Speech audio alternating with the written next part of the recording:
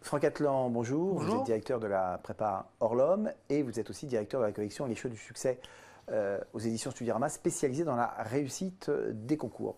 Alors, concernant le concours Access, grand concours post-bac, est-ce que vous pourriez nous parler des épreuves et nous donner quelques conseils pour bien les réussir ?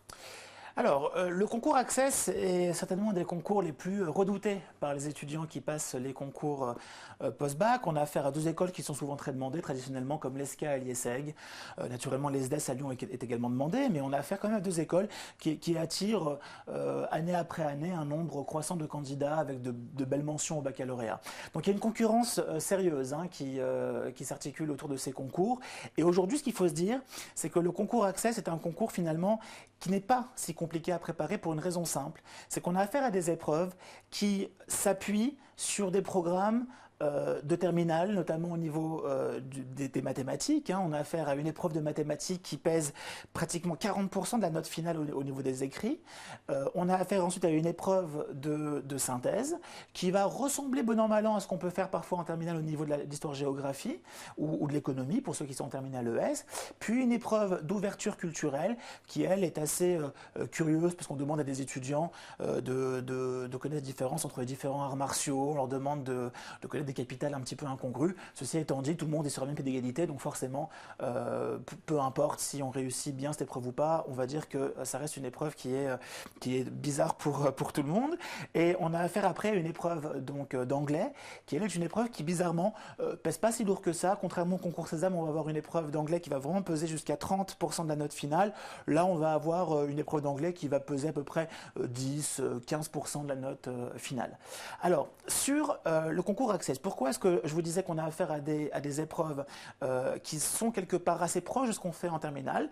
Parce qu'on se rend compte que les bons élèves de terminale réussissent généralement bien le concours Access.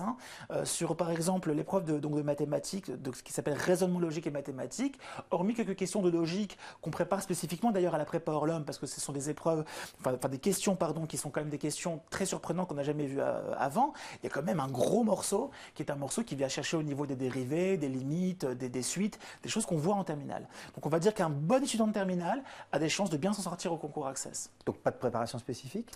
J'ai envie de dire qu'avec 10 ans d'annales, on peut quand même bachoter comme il faut à la maison pour s'en sortir. Après, il faut savoir, Nicolas, que les candidats aujourd'hui sont confrontés à une certaine concurrence, ils doivent se distinguer. On a affaire à 10-15% d'étudiants seulement admis.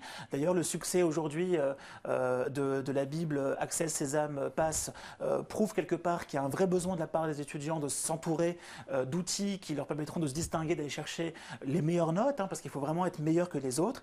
Alors c'est sûr que pour un terminal, c'est pas évident de se dire qu'il faut commencer à être un petit peu guerrier dans ses comportements, dans ses attitudes. Ça reste un concours, seulement 15% des étudiants qui seront admis.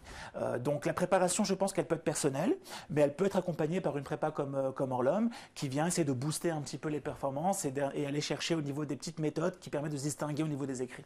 Un timing à recommander pour bien faire cette préparation ?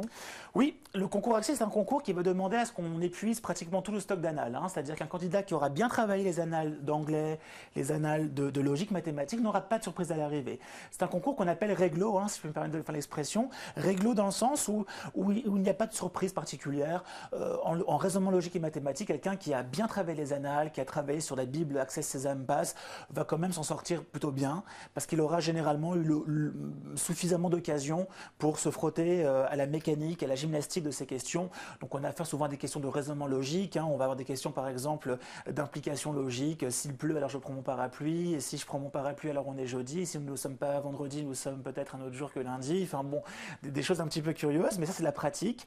Et plus on va en faire des annales, mieux c'est. Donc au niveau du timing, je pense qu'il faut essayer de prévoir, on va dire, 2 annales par semaine, une annale de maths, une annale d'anglais. Et puis vu qu'on a à peu près 10 années d'historique sur le concours Access, je pense que jusqu'en avril, quelqu'un qui étale bien ses préparations au niveau des annales peut s'en sortir correctement au niveau des concours. Un truc à faire ou à ne pas faire si on veut réussir son concours ?